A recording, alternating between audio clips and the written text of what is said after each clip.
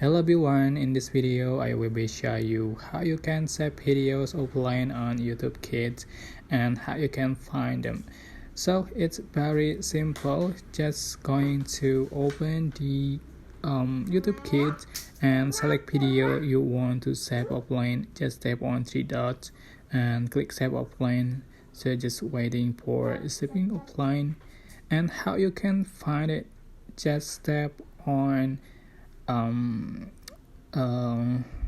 look icon in the bottom right corner and just enter your passcode here